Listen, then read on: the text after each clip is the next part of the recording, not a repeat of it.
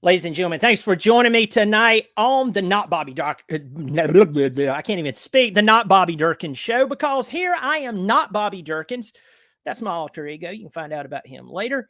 But I'm Brian Knight, which is, well, some people would rather have Bobby.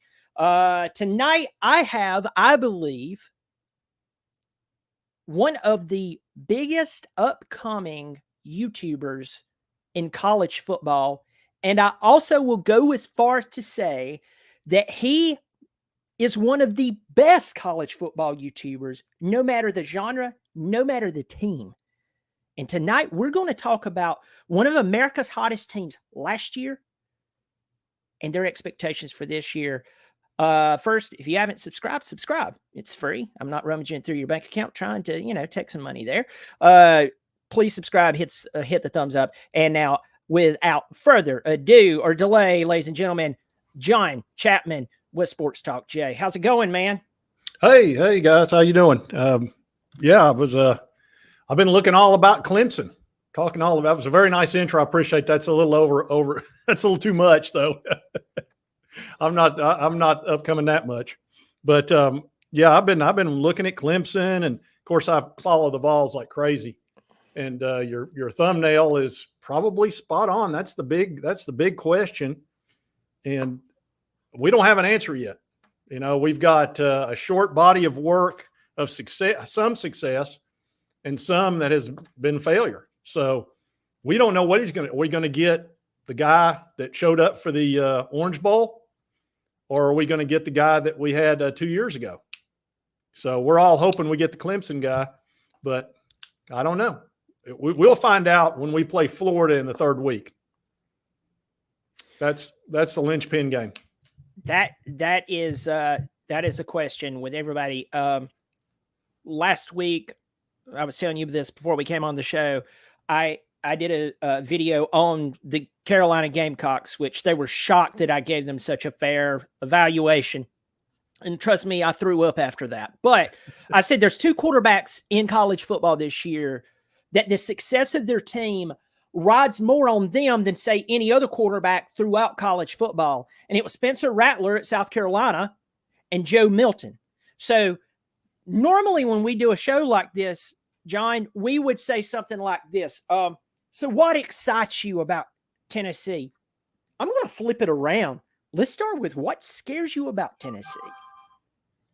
The two biggest things is if Joe Milton doesn't play up to his potential, like we know he can, that would be the biggest letdown. The second biggest thing is if the defensive secondary plays like they did last year. If they have not improved, and we know we have a lot more depth and we've brought in some critical pieces, but we've been terrible in the defensive backfield pretty much the last 2 years. It's been our Achilles heel. And it's not all, I'm not sitting here blaming the coordinator on this one. It's been because we just haven't had the horses back there. But that's really the two big question marks that we have right now is QB and the defensive secondary. So for me, when I look at your team, and for anyone who's watching this tonight, and you're normally watching John, you come on here, you're like, who is this guy? Obviously he's a Clemson fan. Duh. Got the flag, got the shirt, everything. I don't even have a tattoo, but if I was going to get a tattoo, it'd probably be a tiger paw.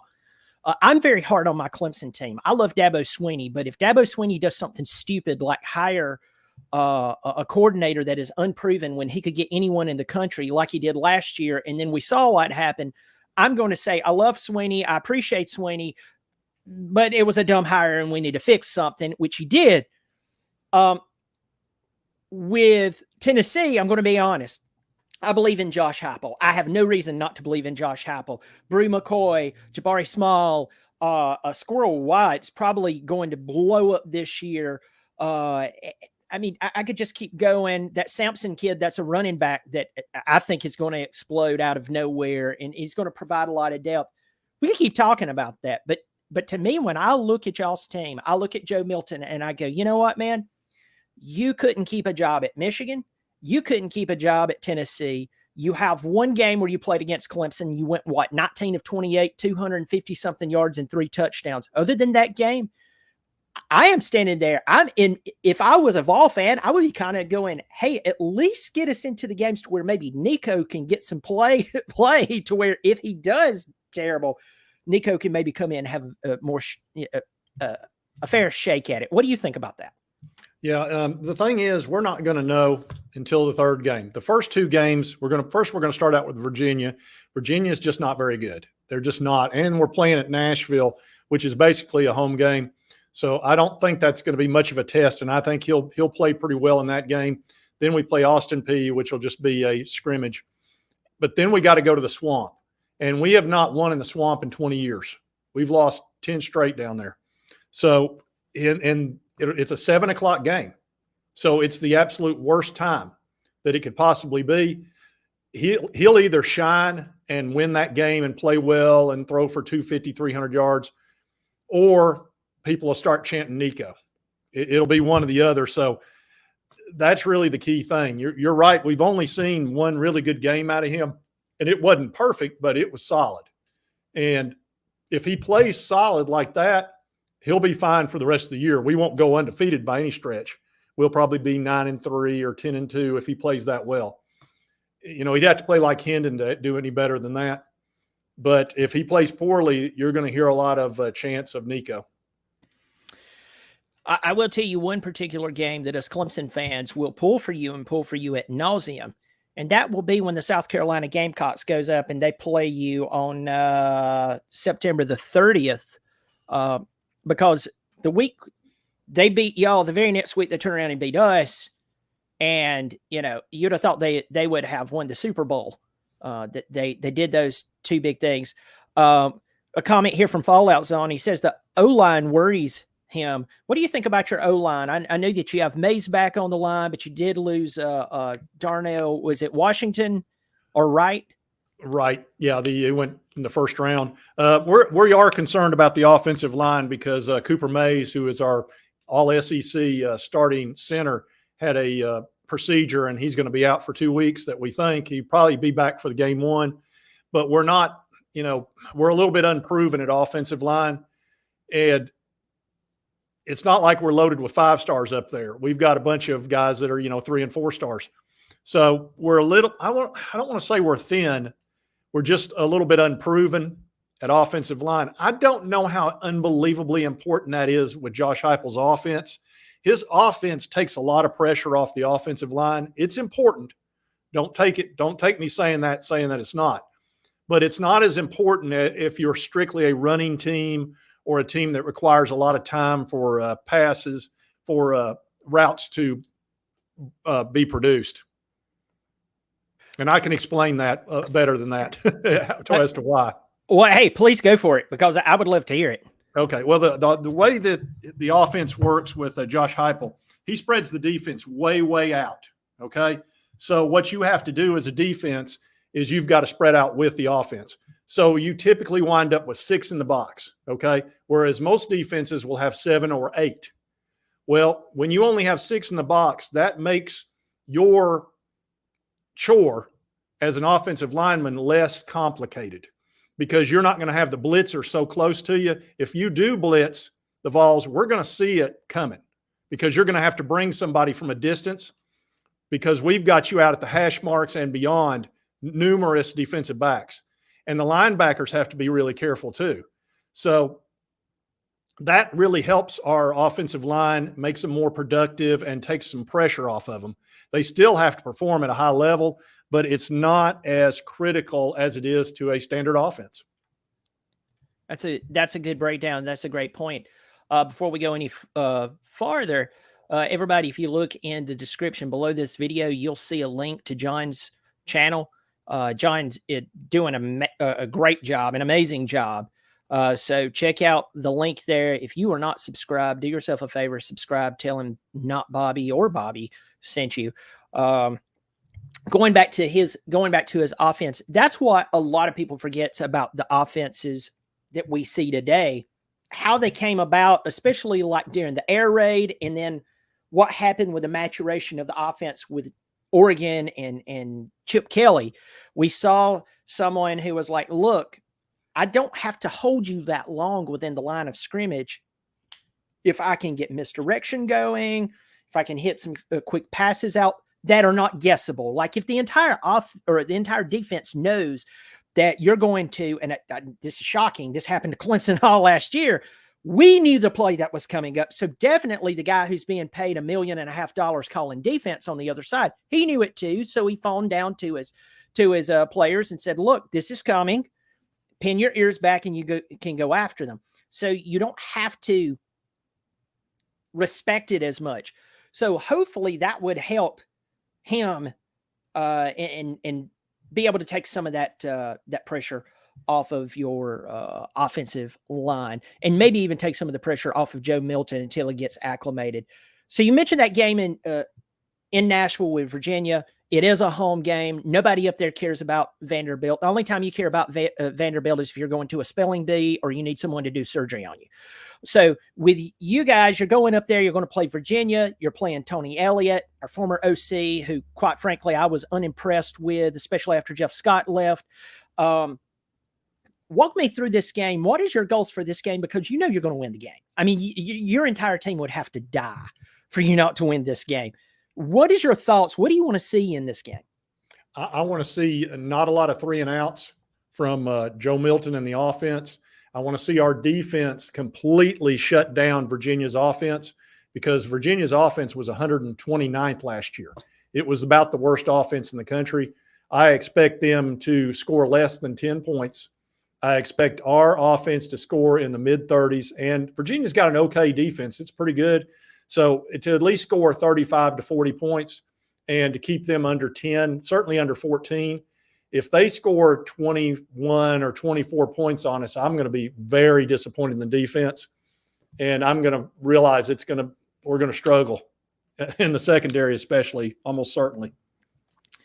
Right now, and I just look at you were talking about that, and I'm placing this in the comment section for anybody who wants to check that out via ESPN. Tennessee is a 28-point favorite going into this game, and rightfully so. It's kind of odd because I remember in the 90s having to respect the Barber twins and George Welch and the Virginia team, who actually could bring some competition. You had to respect them. In fact, that was the first conference loss for Florida State when they joined the ACC. It took them like 5 years before they lost their first conference game, and it was to the Virginia Cavaliers. How far the great have fallen. So you have that game with Virginia, you play Austin Peay, then you're at Florida. How much do you think this Florida game is just like, if you could put them in different jerseys, what would it do to your team mentally? Yeah, I think Tennessee, they got a big monkey off their back beating Florida last year, even though it was at Neyland. We still mentally needed to get past that. I'm a big believer in that some teams get your number, and sometimes you have their number. You know, we've had Kentucky's number for years and years and years, and even though they've been at times as good or better than us over the last decade, we still haven't really struggled against them. We've struggled against Florida even when they're at their worst. You know, when they've had their worst clubs, and we've had good ones, we've just had a tough time with Florida, and at the Swamp especially. So I think that's the linchpin game of the front half of the season. And if we win that, I think we're off to the races and we can feel real good about the season. If we lose that, there's going to be a lot of question marks, because it'll probably be a very, very, very frustrating loss. It's a mental game, and I was sharing this with you beforehand. My brother-in-law graduated UT 10 years ago, and he said that Florida could be absolutely terrible, but the week that they play Tennessee, suddenly they could contend for the Super Bowl. They get that fired up about it. It's something that's in their head. And so for me, I stare down that game, and for me, it's not even a talent thing. Even with Joe Milton, for me, it is just a mental block. So that would be a good one to check off for the Vols. Moving on to UTSA, not to, I know you're going to do your predictions, so I don't want to give too much away, but some of the games that's really interesting to me. I've looked at UTSA, and normally you would look at this game and go, walk through the park. These guys are actually decent. So the good thing is it's in Neyland Stadium.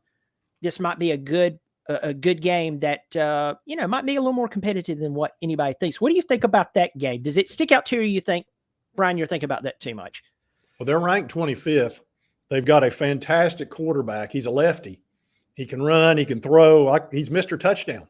He can run. He can throw. Just give him the ball and watch him go, go, go. So they're a good team. And if we look past them, they'll beat us. So we need to take them very seriously, handle our business, beat them by at least 2 touchdowns, and move on. We don't need to be going up there thinking it's going to be some easy win, because it's not. And that quarterback that he's talking about is 7th-year player Frank Harris. Yes, folks, 7 years. I've been married 11 years. So almost the entirety of my marriage, Frank Harris has been at UTSA between medical and COVID and all this bunch of stuff. So that'll be a very interesting game. As I'm scrolling through the schedule, I see one game, as I was talking about just a second ago, South Carolina. I tell South Carolina fans, let me be very clear with you. I don't care who's starting at quarterback that day. Ever since you embarrassed them and you cost them a college football playoff, I don't care how well you're playing. You're going to pay that day. And so what's your thoughts on the South Carolina game? And then we'll skip around to a few different games, or, whatever you want to do. Okay. That's a very important game. It is an absolute perfect revenge game. When you think of revenge game, this is it. It's going to be the same thing when we play Alabama down in Tuscaloosa. They're very angry with the Vols, and they want payback. And we feel the same way with South Carolina. And they're in for a very rude welcome when they show up. And I don't think they fully get how much anger there is towards their club, which actually makes it even more fun for both sides on some respects. But I think we will beat them. And yeah, it's going to be an exciting game, which is, makes it more fun. I tell you the welcome that I wished that y'all would give him. It was the same welcome a few years ago that you gave Lane Kiffin when he came to town and the golf balls were flying. And the Clemson fan in me would actually drive up there and help y'all do that. So you'll have, trust me, the South Carolina will have no help from the Clemson fans on that particular one. As we just look over the schedule, and as I said, I know you're going to do your preview, and I don't want to go through every game here. You have stops at Georgia coming to Neyland. You have having to go to Alabama. What is your, and I know Texas A&M, but I tell you this, I would not be shocked by October, and I'll go on record here saying this, John, to your fans, your followers, and to anybody who watches me or just stumbles across this video. I would not be shocked that by the mid-October, late October, if Jim Bo Fisher is no longer the head coach at Texas A&M, if he comes in and plays crappy. If he comes in and he's coaching poorly, I would not be shocked if they say, look, we're done. So I really don't count that Texas A&M game, though on paper they have a really good recruits. What do you see with Alabama and Georgia other than it's a gargantuan schedule? Well, with Alabama going to Tuscaloosa, that's to me the toughest game of the year for us. Even when I have my most optimistic viewpoint, I think we're going to finish anywhere from 8-4 to 11-1. I'm somewhere in there. And even at 11-1, my one loss is Alabama, because I think Tuscaloosa is an incredibly difficult place to play, and they're going to be incredibly angry. But because they have a quarterback problem right now that they may solve by then, it's Nick Saban, but they've also got a brand new offensive coordinator and a brand new defensive coordinator. They are beatable. They are absolutely beatable. And we beat them last year. So I've not given up on that game, but I think that's our toughest game. The Georgia game, I think we are the only team that has a legitimate chance to beat them this year in the regular season, because it's at Neyland, and that will help us a lot. They also have a new offensive coordinator. The guy that they had was great, and he went to the NFL, and they have a new quarterback. So it'll be an extremely difficult win if we do beat them, but it's not a guaranteed loss by any stretch. It's the only tough game they got all year. Yeah. Georgia has one of the easiest schedules in the SEC, hands down. Which, by the way, folks, if you did not see Sports Talk Jay's video today ranking the SEC schedule. Please go check it out. Go to his channel. The link is below this video and go check it out. Yeah. So let's talk about Alabama's defensive coordinator real quick. If anybody has been following college football for 10 or 15 years, you'll remember this game. Remember, Dabo Swinney finally got his Clemson Tigers back to the Orange Bowl. This is the first time Clemson went to the Orange Bowl since the national championship in 1981. They played Geno Smith in West Virginia and got beat 70-33. He fired that defensive coordinator the next day and hired Brent Venables. Now, for us Clemson fans, that was the full circle of pulling together the coaching overall, which led to that wonderful streak. Who was that defensive coordinator? It's the defensive coordinator now for Alabama, Kevin Steele. He fired him, gave up 70 points to Geno Smith. He's had several stops, so I'm not impressed there. And then our former offensive coordinator from last year, who was fired after only 1 year, is now an analyst with the Georgia Bulldogs. So John, let's talk about what you're excited about with your team. Let's go ahead and table Joe Milton. I'll table that for all of us. We know. Who are you excited about? And maybe give us non-Vols. What am I saying? Vols college football fans. Maybe some insight on some players that maybe we would overlook because of the Squirrel White or the Brew McCoy or the Jabari Small. Well, Dante Thornton, you're going to see a lot of him. You've probably heard about him. 6'5" and very fast. And he's a guy that was a top 50 recruit. He played at Oregon and then transferred and had a really good freshman season. I think he's gonna shine. I think there's a freshman, Cam Selden, who is 6 foot. He's 6'2", 220, runs a 4.3 40. And how he wasn't a 5-star. He was a really high 4-star, but he played up in Virginia, and not a lot of people saw him. He's an absolute menace out there. He's just a freshman, but he's a guy that could really shine. We've got a middle linebacker in Arian Carter that a lot of people are talking about. He's also a freshman. I don't think they're going to be able to keep him off the field. He's going to find the field for sure. And there's some players like that. I'm looking for the wide receivers to really have a fantastic year. We are loaded at wide receiver. If Joe plays well, the offense shouldn't miss too much of a beat. It's really going to be how the defense plays. And we've got a ton of depth in the defensive backfield this year. It's just whether they can play at a high level. We just don't know. Deontay Thornton out of Oregon was a beast, and that was a massive pickup for y'all. Two of the biggest pickups in the SEC was Deontay Thornton for you guys, and then an in-conference change of Dominique Lovett going from Missouri to Georgia. So when I look at Joe Milton, to go back to him, we always hear about the arm strength. Oh, he can throw the ball 100 miles per hour. That's great. That's wonderful. With these wide receivers, to me, if I just had a little bit of his arm strength, I would be like, just get the ball near them. Yeah. They can catch the ball. So this is a name that I've heard, and I brought up already, I believe. And anybody who wants to see the depth chart, this is the unofficial depth chart. It's ourlads.com. I'm not affiliated with them, but it's helped me be able to navigate past the first string of certain teams. So if you want to click on that and check it out, I've heard about this kid, Dylan Sampson. He's a running back. I hear there's a lot of upside to him. A lot of people are focusing on the senior Jabari Small. What's your feelings on Dylan Sampson? I mean, am I hearing good intel, bad intel? I mean, what do you think about him? He's a home run hitter is what he does. He's got some freakish speed and he's got the moves like Jagger. He's probably going to have some really big runs. And a lot of people are looking past Jalen Wright. They shouldn't. Jalen Wright is going to play well this year. He's probably going to be our best running back. Dylan Sampson's probably going to be our biggest home run hitter at running back. And then Jabari's probably just going to be a guy that's going to pound it and just get you good, steady yardage. Our running back room and our wide receiver room, I could not be happier with. It's just as good as it could be.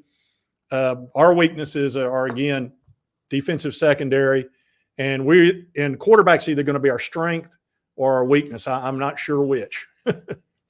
Well, you definitely have Nico sitting back there, and no one wants to put a true freshman, no matter how highly rated they may be, out on a field, especially with the schedule that you have. Just remind everyone, you can check the link below the video just so you can check it out. Even if Tennessee's not your favorite team, you can check out North Carolina, South Carolina, Clemson, whatever.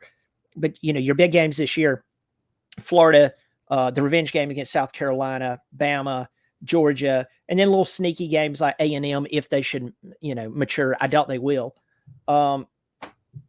You really don't want Nico to have to play those games, because what happened with Trevor Lawrence winning a national championship as a freshman, that rarely happens. I mean, that's why it was so amazing. So you really don't want to put a guy out there to get beat up or tore up or, then start taking some unneeded criticism from the fan base when he's just a kid out of high school and the guy in front of him should be playing much better. With that said, if Nico had to take over in week 3 or 4, what is the feeling in the Vol coaching and the atmosphere, the environment? What are they saying? What's the feedback on him? He's a true freshman. He's been there 9 months, so he's kind of a redshirt freshman, and he does have a ton of talent. You can see it. He moves really well. He has escapability. He's just not big enough yet. He's like 210 pounds. He came in at like 185, 190, so he's put on about 20 good pounds, but he needs to be 225, 230 to handle the SEC, and he needs the maturity to have played in some tough games, and he has not done that. I would not want him out there unless he had to be, and that's, even if Joe were to struggle some, I don't think they're going to be itching to put Nico out there just yet. I think they want to at least get him, half a dozen games where he's the backup and really starting to have the game slow down a little bit. Like Cade Klubnik came in, and that guy's as talented as he can be. And I think he's going to have a great year this year with your new offensive coordinator. I think Clemson's going to be a different team, but even he struggled like against Tennessee, against really a pretty easy defense to go up against. Yeah, these young guys, and I think we expect way too much out of them, because it's kind of like walk-ons. Like everybody's trying to figure out who's the next Stetson Bennett, who's the next Hunter Renfrow, and it's like, you realize the only reason that we know those two names so well is because they were walk-ons who did something amazing. Because normally, maybe a walk-on can get a scholarship and be a contributor, but to do what they did is unheard of. So like tone that back, pull it back some, with the expectations now transferring over to some of these freshmen. Yeah, some of these freshmen come in and they do great. But no matter how great they are, especially when you're playing against SEC defenses, Georgia, Alabama, playing against Florida with the whole mental game there, don't put too much on them. That's all I can say. So, John, any closing thoughts before we go here?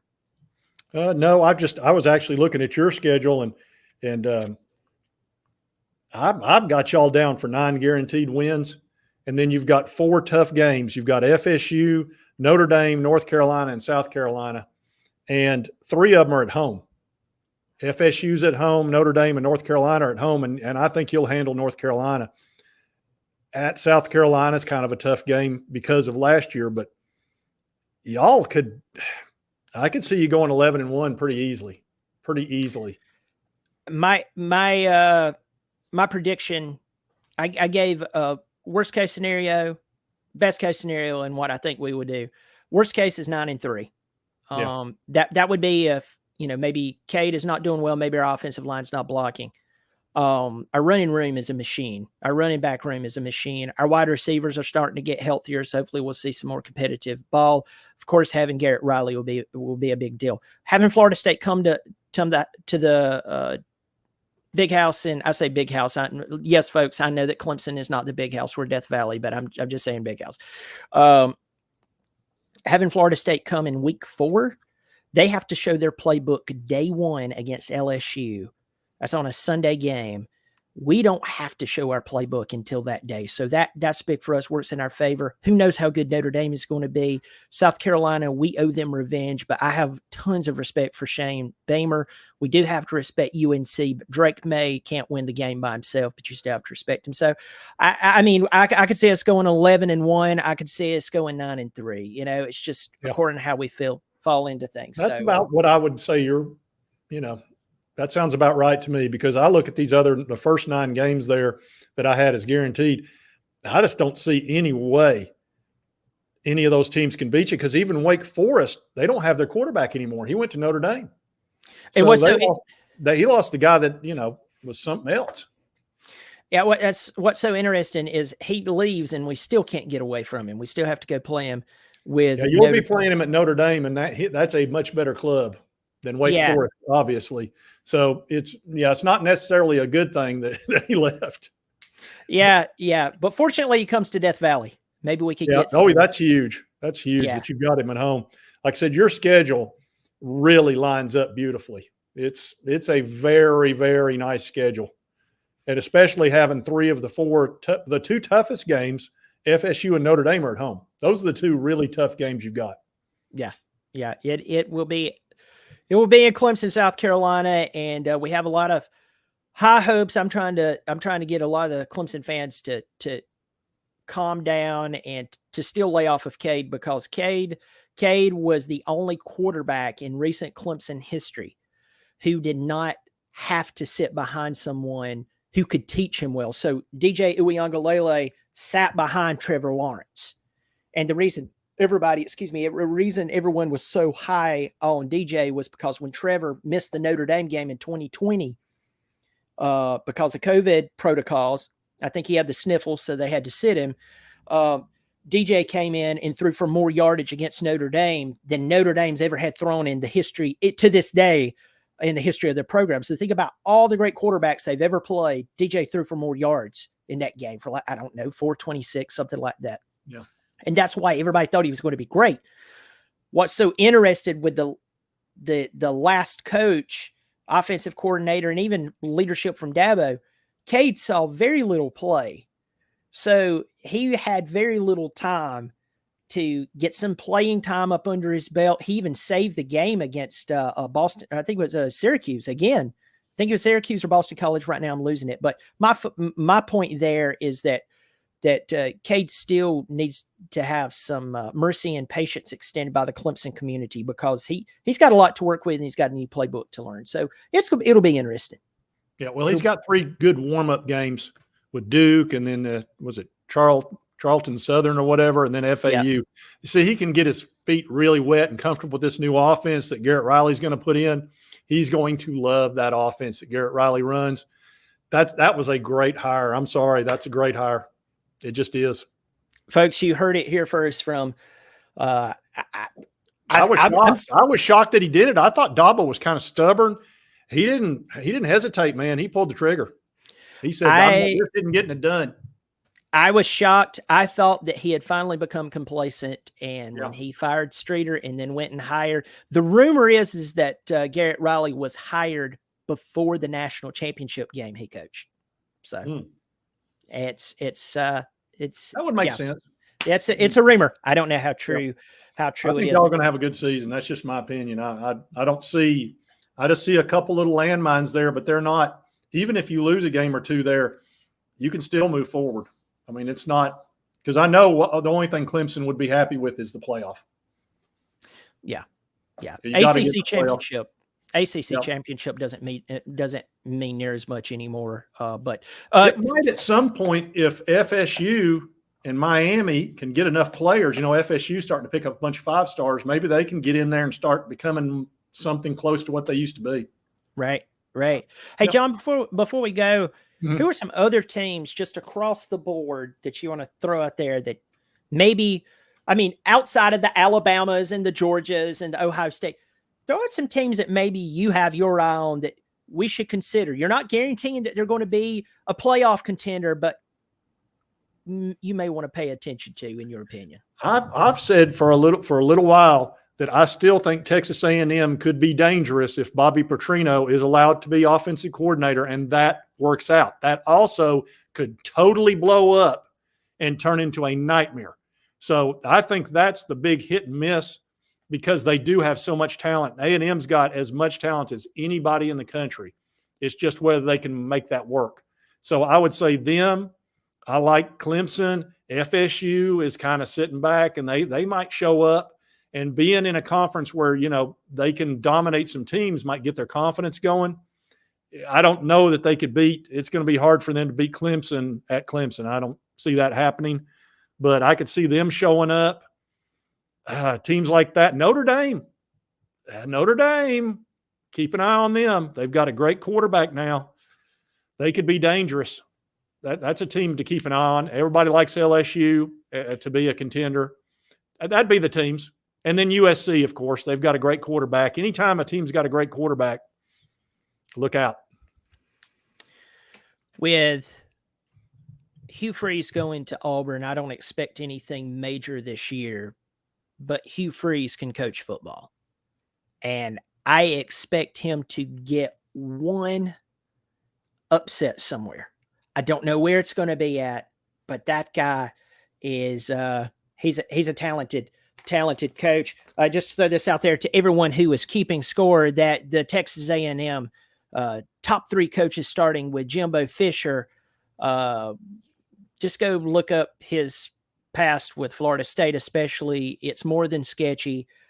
Bobby Petrino, one of the sketchiest coaches, and of course DJ Durkin, who had a player die while he was coaching the team. So all I'll say is you shouldn't be hearing anything about ethics or integrity from this team anytime soon. So we will see.